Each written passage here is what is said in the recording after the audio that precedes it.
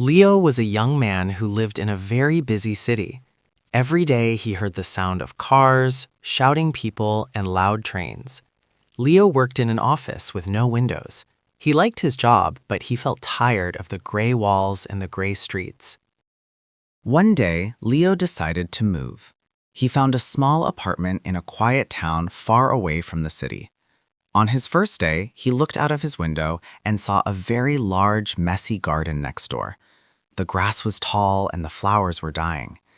In the middle of the garden stood an old man with a straw hat. This was Mr. Thorne. Mr. Thorne did not look happy. He looked at his garden and sighed. Leo wanted to say hello, but he was a little bit shy. The next morning, Leo went outside. He saw that the wooden fence between his house and Mr. Thorne's house was broken. A piece of wood had fallen into Mr. Thorne's garden. Leo picked up the wood. "Excuse me, sir," Leo said softly. "I think this belongs to the fence." Mr. Thorne looked up. His eyes were kind, but he looked very sad. "Oh, thank you, young man," he said. "Everything is breaking these days. The fence is breaking, the flowers are thirsty, and I am too old to fix them." Leo looked at the garden. He saw a small rosebush that was trying to grow, but it was covered in weeds. "I can help you," Leo said. He didn't know why he said it, but he wanted to see something green and beautiful. Mr. Thorne smiled for the first time. "That is very kind of you." Every Saturday, Leo went to Mr. Thorne's garden. At first, Leo knew nothing about plants. He thought a weed was just a small plant. "No, no," Mr. Thorne laughed. "A weed is a plant that is in the wrong place. It takes the water away from the flowers. You must pull it out by the roots." Mr. Thorne taught Leo many things. He taught him that sunlight is food for the leaves. Water should be given early in the morning when the sun is not too hot. Patience is the most important tool in a garden. As they worked, they talked. Mr. Thorne told Leo stories about his life. He used to be a traveler. He had seen mountains in Italy and blue oceans in Greece. Leo told Mr. Thorne about the city and the gray office. "The city is fast," Mr. Thorne said, "but life is like a garden. You cannot make a flower grow faster by pulling it. You must wait." By the middle of summer, the garden was changing. The grass was green and short. The roses were bright red. One day, Mr. Thorne gave Leo a small brown seed. It looked very ordinary. "What is this?" Leo asked. "It is a mystery seed," Mr. Thorne replied. "Plant it in the center of the garden. Give it water and talk to it. Let's see what happens."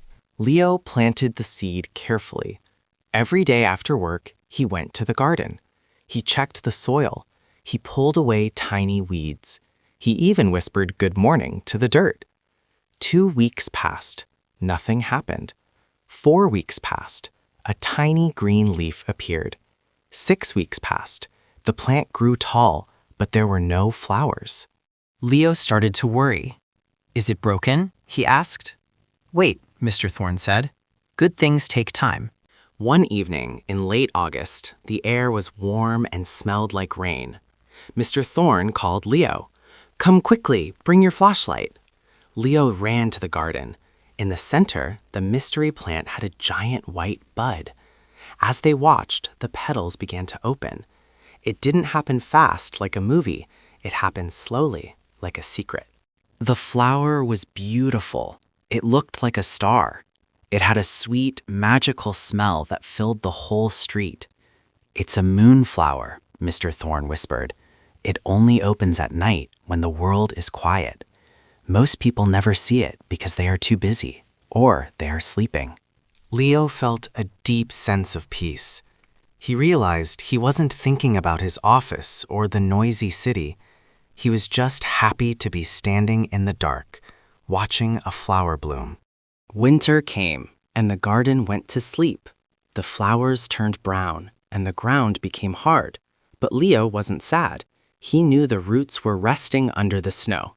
Mr. Thorne decided to go on a trip to visit his daughter in the city.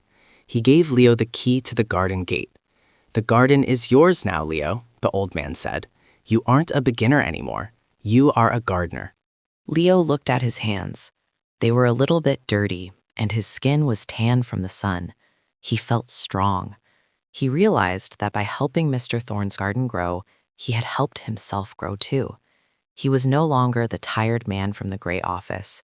He was a man who knew how to wait for the stars to bloom.